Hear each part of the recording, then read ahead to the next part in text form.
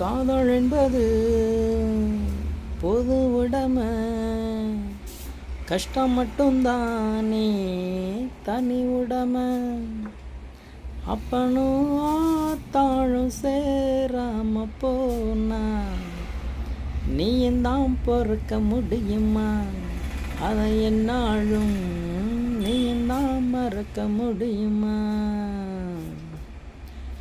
அந்த வழி போகாத ஆழேது கூறு, புத்தனும் போன பாததான்,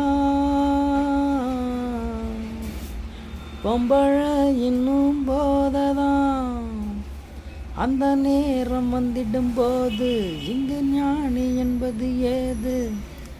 அட நீயும் நானும் ஒன்றுதான், உண்மையை எண்ணி பாரடா, அது இல்லாட்டா